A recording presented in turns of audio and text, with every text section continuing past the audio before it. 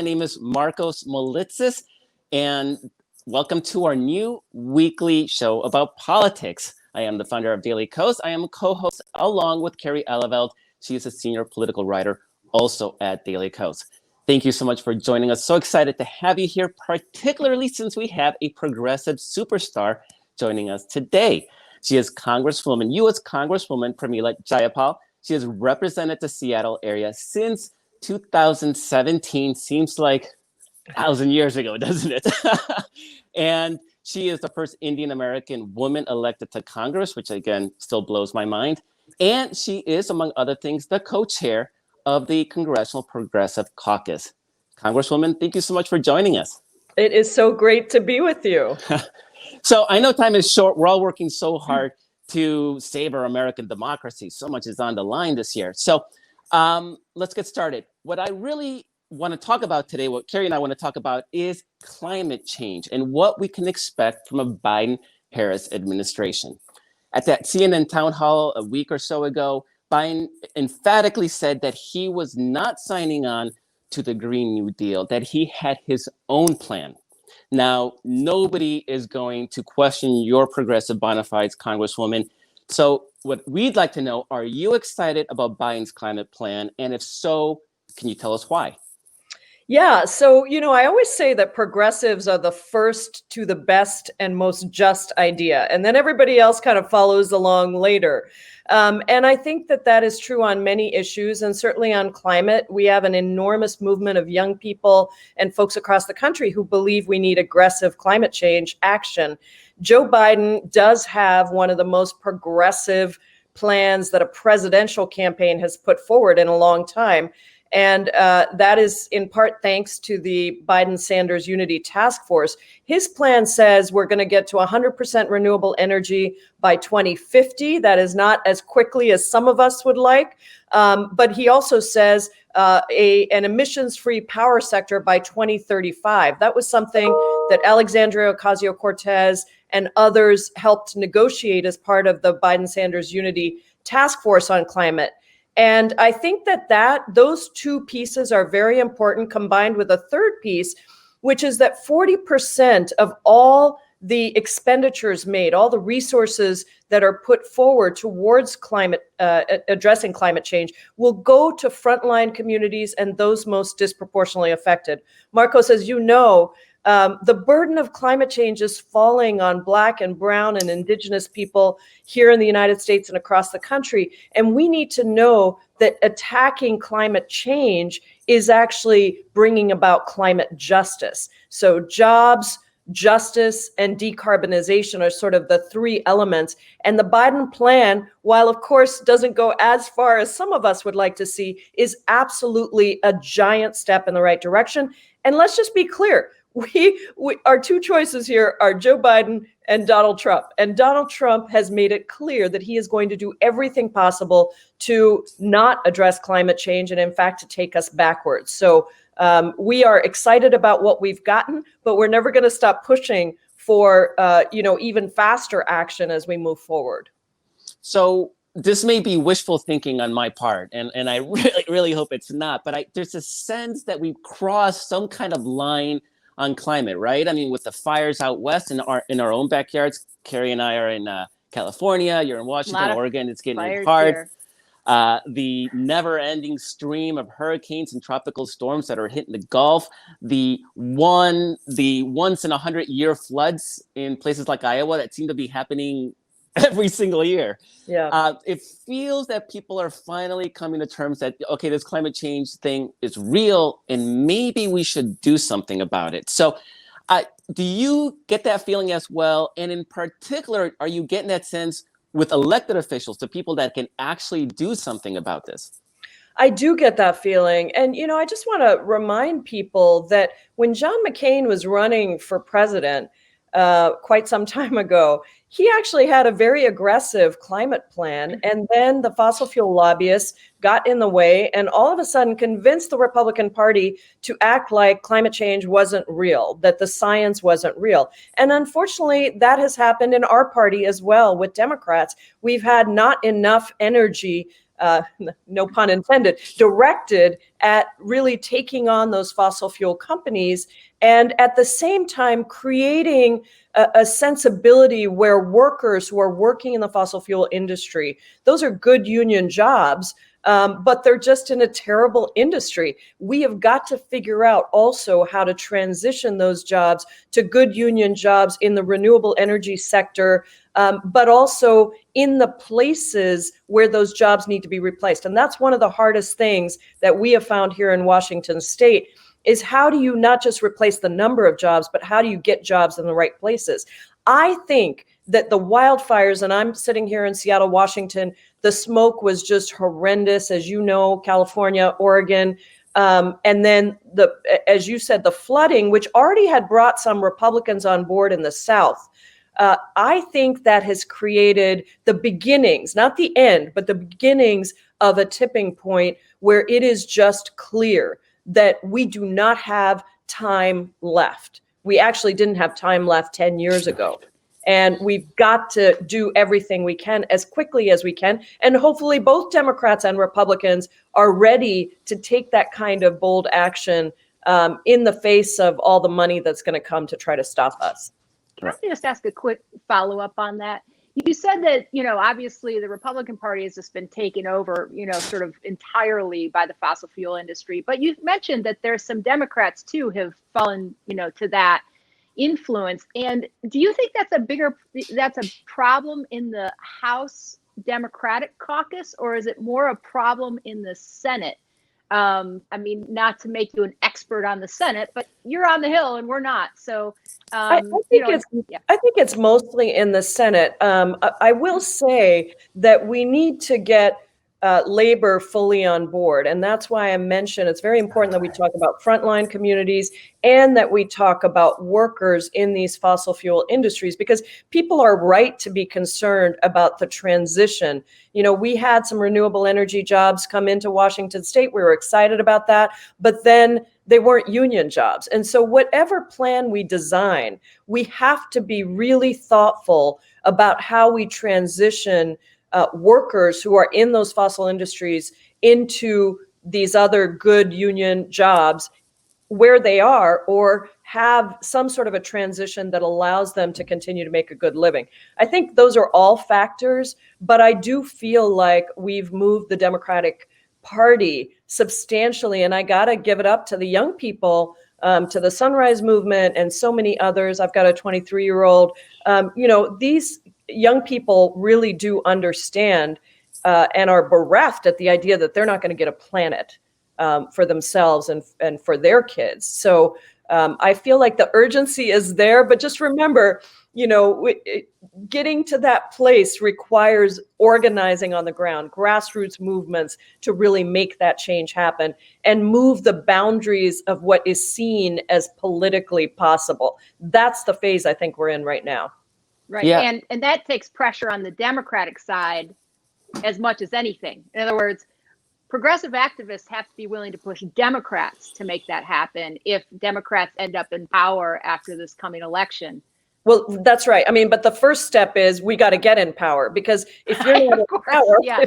if you have one of three houses, you can push as hard as you want. You're not going to get anywhere. So the first step is we have to get young people energized about being a part of the political process. Not something particularly easy. Frankly, not something I was that energized about before I decided I needed to run for politics and have a seat at the table and push from the inside. But that is the first step. We've got to get Joe Biden and Kamala Harris elected. And then, of course, we have to push as hard as we possibly can, which is what we've done successfully on a $15 minimum wage, even on Medicare for All, getting hearings in the House. I mean, there's just a lot of work that has gone into making ideas that maybe originally seemed unacceptable to be acceptable. Look at Ruth Bader Ginsburg. I mean, the most amazing thing about Ruth Bader Ginsburg to me is that she was an activist. She actually took an idea that was not popular and made it popular, mainstream, and strategically possible to achieve. And I think that that's always what we progressives are working to do. That's actually a great segue, if I may, Markos. Could I Please. jump in here with a question about the Supreme Court, because that's obviously hot right now. And, as you know, even if the Democrats take the White House and manage to take back the Senate, like goddess willing, that happens. A rock solid conservative majority on the Supreme Court could potentially turn back any piece of legislation that is passed and signed into law by a duly elected president. And so I just want and that could include climate change laws that you're talking about, could include the right to a safe and legal abortion, could include overturning the Affordable Care Act and stripping hundreds, of more than 100 million people of pre-existing condition coverage. So what do you think is the remedy to that? I mean, what's your prescription for that problem, which is really a crisis in democracy, that the Supreme Court would be so out of touch with the majority of people it's ruling for? Well, I'm going to sound like a broken record, but we have to make sure we have a Senate that will fight back, a president that will fight back, and a House that will fight back. And there are ways to craft legislation to survive even a conservative Supreme Court. But the first step is we've got to take back our majorities. We've got to ditch Mitch in the Senate, and we've got to get Biden-Harris elected and a more progressive House majority. And I say that because, look, I was thinking about the fact that we've passed 200,000 COVID deaths here in the United States. Canada, by the way, across the border, has gotten to 0 deaths. It's really stunning. And we have over 6 million cases of COVID here in the United States. Those cases, those people who have gotten COVID, and even those who have recovered, will have COVID as a pre-existing condition. That's 6 million Americans who would be denied health care if the Supreme Court becomes conservative and overturns the Affordable Care Act. And look, we're just going to have to start all over again if that is the case. Even more reason why we need to have the majorities in the White House and in Congress, because we've got to make those cases fail-proof against a conservative Supreme Court. But every arrow is still in our quiver, as Nancy Pelosi said. We are not giving up on any options in really thinking through, number one, how do we win the election? Number two, making sure people get out to vote and vote early. That's critically important. But number two, also thinking about, how once we are in power, making sure that we pass the Voting Rights Act to get people the right to vote, making sure we pass H.R. 1, democracy reform, making sure that we pass DC statehood. I mean, these are critically important pieces in moving forward. And I think all those democracy reforms are part and parcel of trying to bring back justice in our democracy. So I'm Great. glad, Kerry, if I could, I'm glad you brought up the Sunrise Movement and the importance of the youth vote. Right now, if we look at the polling, the youth vote is the softest, weakest point to the Joe Biden coalition. And motivating them and getting them to turn out is a big part of the equation of not just winning the election, but winning big and winning with the kind of majorities that would allow the systemic reforms in the Senate, like statehood for Puerto Rico and DC, and maybe some action on the Supreme Court, things like that. Now, you talked about how having 3 branches, the trifecta, is going to be a critical piece of that. Now, you were elected in 2016. You started serving in 2017. You served in a Republican House and now in a Democratic House. Can you even talk about the difference between that and why those elections mattered so much? Oh my God, it is such a difference. I still remember being on the Judiciary Committee, and I was sitting right next to my colleague, Jamie Raskin, who had been the Senate Majority Leader in Maryland before coming to Congress. And we were getting amendment after amendment turned down, not even listened to. And he turns to me and he says, "This sucks." I said, yes, this is why majorities matter, because you look at the 9 bills, typically H.R. 1 through H.R. 9 are the priorities of whatever House is in power. And you look at those 9 bills, H.R. 1 democracy reform, getting money out of politics, the HR 6, the Dream and Promise Act, HR 2, moving forward on infrastructure, getting a green jobs infrastructure package, real investment across the country. You can go through paycheck fairness, so that women everywhere can earn what men make. I mean, these are critically important priorities, and the House has passed all of them. The House passed a $15 minimum wage bill, which just 10 years ago, we couldn't even get the Democratic Party. That was crazy, right? That was crazy talk. I know. And so, you look at what we've been able to accomplish in a Democratic House, and that gives you the floor of what we can accomplish with the majority. And so, I understand that young people, for good reason, feel frustrated with politics. Frankly, I felt frustrated. I was an activist for 20 years. I never thought I was going to run for office, but I've just decided that we have to have a seat at the table. And when we do, we can help coordinate strategy inside and outside, but we can also push and organize on the inside, whether it's for healthcare, environment, whatever the issue is. We are stronger. And so we just have to help young people understand that the alternative is no progress and backwards progress. And honestly, I think the vast majority of them do understand that, but we have to speak to them and tell them how important their voices are. So anybody that is out there listening, let me tell you, your voice is so important. And we are building a movement that cannot make any progress with the most xenophobic, racist, constitutional destroying president in the White House, but also cannot make any progress without all of you being a part of it, casting your vote early, and then getting in the game so that you can be a part of making a difference. And just look at $15, Sunrise Movement, gun reform. I mean, all these things that young people have changed the consciousness of the country on. And that's the work we have to do. As I heard an activist say, and I'm sorry that I can't cite her because I heard it on NPR while I was driving, but she was a young activist in Oakland, and she said, none of these candidates are necessarily the candidates I would have chosen, right? But who do I want to push? Who do I want in the White House, and which lawmakers do I want running Congress to push to get where I want to go? And it's Democrats, because Republicans aren't listening to any activists anywhere. They're only listening to big money. So that's exactly right. And Angela Davis has said that beautifully as well.